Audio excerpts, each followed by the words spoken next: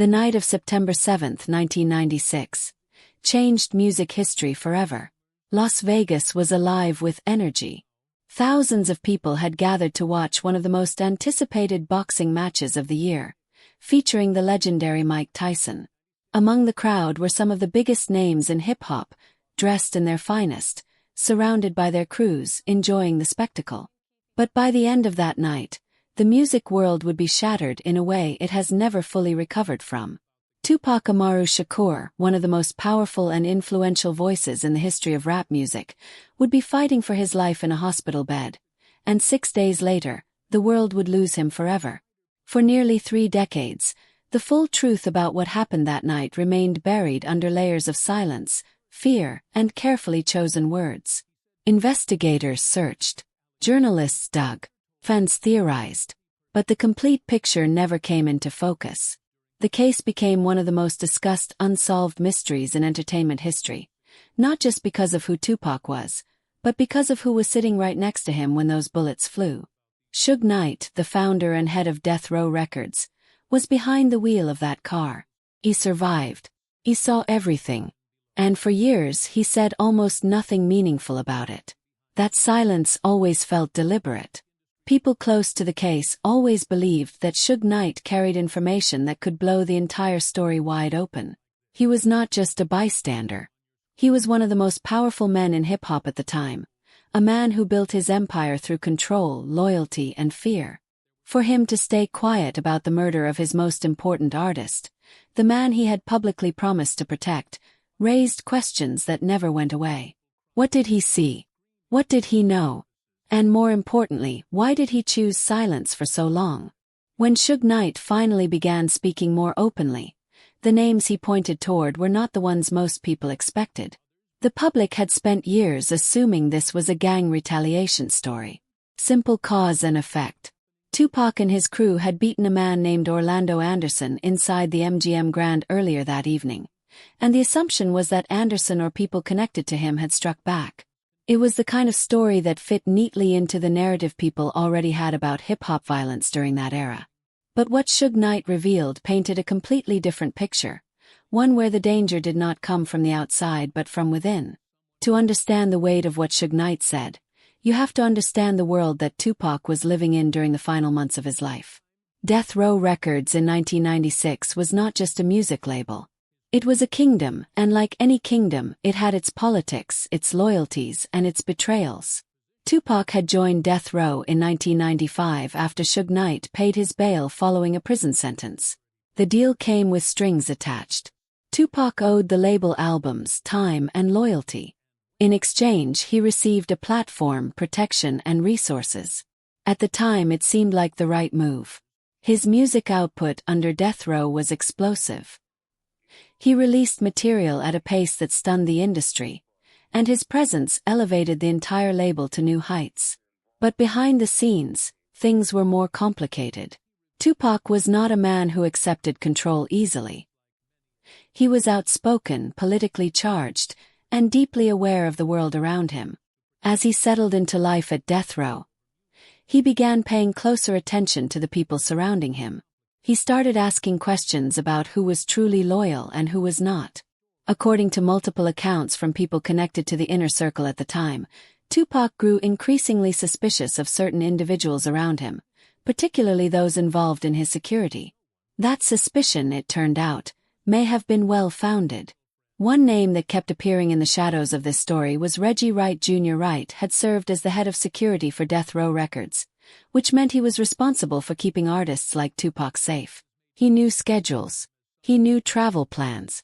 He knew where people would be and when. That kind of access in the wrong hands was dangerous.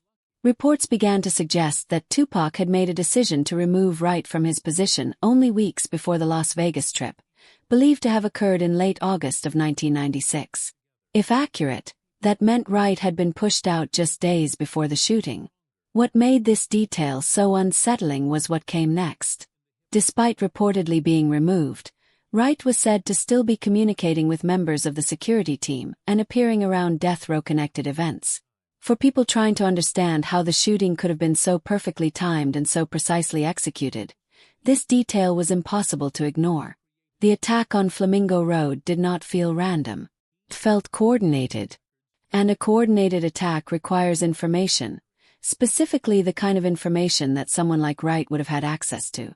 The story became even more complicated when questions arose about Wright's possible connections to law enforcement. Statements from former investigators suggested that Wright may have worked as a confidential informant, meaning he could have been quietly feeding information to authorities while simultaneously operating within death row records. At the time, the label was under serious scrutiny from both local police and federal investigators. Its reputation for connections to gang culture had placed it firmly in the crosshairs of law enforcement. If there was someone inside the organization quietly cooperating with authorities, that would have created enormous tension once discovered. Some accounts suggested that Tupac may have uncovered those connections before Wright was let go. If Tupac believed that someone in his own inner circle was sharing information with the very law enforcement agencies that had repeatedly targeted him, the fallout would have been severe. For a man like Tupac, betrayal was not something taken lightly. And if the person responsible for his safety was actually working against him, the consequences could be, and perhaps were, fatal. After Tupac's death, Wright reportedly provided information to the Los Angeles Police Department about activities connected to death row records, including allegations involving illegal weapons and gang members working for the label. The timing of that cooperation struck many observers as deeply suspicious. Suge Knight did not stop at questions about security failures. He also spoke about conversations he claimed to have had with Dwayne Davis, better known on the streets as Keefe D. Davis, was a significant figure in this story. He had spoken about the events of that night in earlier interviews over the years, offering descriptions of how the shooting unfolded. But according to Suge Knight, the conversations he had with Keefe D. went much further than anything Davis had admitted publicly. Knight claimed that Keefe D. had spoken about money being offered to have both Tupac and Suge Knight killed. And the name that Knight said came up in those conversations was one of the most powerful figures in the music industry at the time, Sean Combs, known publicly as Puff Daddy or Diddy. These were explosive claims. Knight alleged that Keefe D. had told him a figure of around $1 million had been offered for the killings. The accusation pointed directly at the heart of the East Coast versus West Coast rivalry that had been tearing hip-hop apart during those years. Bad Boy Records and Death Row Records were the two dominant forces on either side of that divide, and the tension between them had moved far beyond music. It had become personal, territorial, and by some accounts, deadly.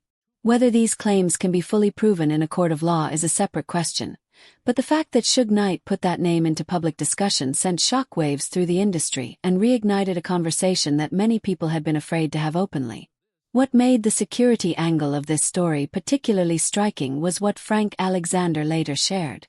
Alexander had worked as one of Tupac's personal bodyguards, which meant he was among the people responsible for keeping Tupac alive. He later came forward with claims that shook the foundations of the official narrative. According to Alexander, security personnel with Tupac that night had been told not to carry firearms. Think about what that means. The head of one of the most high-profile music labels in America, traveling through Las Vegas with his biggest artist on a night filled with potential tension following a public brawl, and the security team was reportedly told to go unarmed. Alexander also claimed that he was pressured after the shooting to change his account of what happened during the earlier fight at the MGM Grand. Specifically, he said he was encouraged to claim that Orlando Anderson had tried to steal a chain from Tupac during the confrontation, a detail he maintained was not true. He refused to change his statement.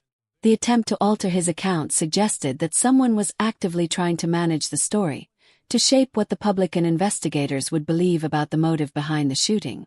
That kind of deliberate narrative manipulation does not happen in a spontaneous revenge killing. It happens when people with something to hide are working to keep their involvement buried. Suge Knight himself acknowledged that he never knew security was operating without weapons that night. He was direct about his reaction to learning this information. He said that if he had been told about those restrictions, he would have taken personal steps to arrange proper protection in Las Vegas. As the head of Death Row Records, he believed he had both the right and the responsibility to be informed about security decisions affecting his artists. The fact that he was kept in the dark about something so fundamental raised its own questions. Who made that decision? Who gave the order for security to go unarmed? And who had the authority to give such an order without informing Suge Knight? In 2023, nearly 3 decades after the shooting, authorities charged Dwayne Keefe D. Davis in connection with Tupac's murder. The arrest itself was a signal that law enforcement had not forgotten the case, and that new evidence or cooperation had moved things forward. During legal proceedings connected to the case, Davis suggested that a larger network of people may have been involved in planning the killing. This aligned with what many investigators and observers had believed for years, that this was never a simple spontaneous act of revenge but something far more organized, involving multiple parties with different motives and different roles in the conspiracy. The question of motive was always more complex than the street war narrative suggested. Tupac was not merely a rapper by 1996. He was a cultural and political force. He spoke openly about police brutality, systemic racism, poverty, and the failures of American society. His reach extended far beyond music into conversations about power and justice that made certain people very uncomfortable. Some who studied his life closely believed that his growing influence and increasingly radical voice made him a threat not just to rival music executives but to broader power structures that preferred their authority go unchallenged. Whether that played any direct role in his death remains a matter of debate, but it adds context to why so many people found the official story incomplete. The financial pressures that came to surround Suge Knight in the years following Tupac's death also shaped how information about the case was handled. Knight faced serious legal battles that required expensive defense teams, private investigators, forensic experts, and attorney fees. According to Scott Ross, a private investigator who worked on Knight's defense for a period before leaving the case over undisclosed disagreements, money was a constant problem. Ross indicated that Knight had discussed turning what he knew about Tupac's death into books, documentaries, or other media projects, not necessarily to expose the truth immediately, but as a way to generate resources to fund his own legal survival. That dynamic placed Knight in an almost impossible position. He was the primary living witness to one of the most famous murders in American history. Every word he said publicly could be used against him in court. Every name he named could trigger new investigations that might circle back to implicate him in ways both expected and unexpected. Staying silent protected him legally. But silence also fed the growing public perception that he was hiding something significant. He walked that line for years, giving enough hints to keep himself relevant in the conversation without ever fully crossing into territory that could destroy him legally. The broader tragedy of this story is what it says about the world Tupac existed in during the final chapter of his life.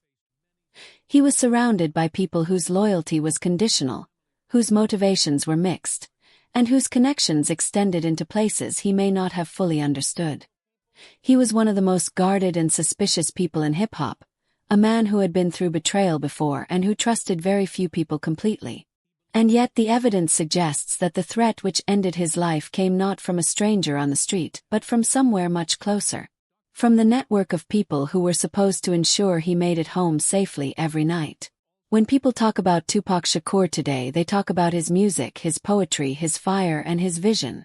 They talk about what he might have become if he had lived.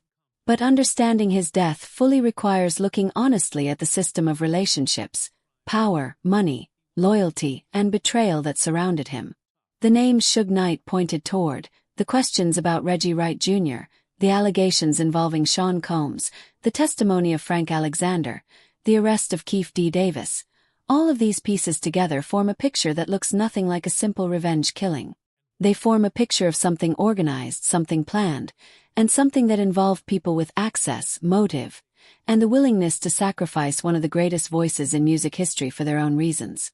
Nearly 30 years have passed since that night on Flamingo Road. The case has never been fully resolved in a court of law. The complete truth has never been officially established for the public record.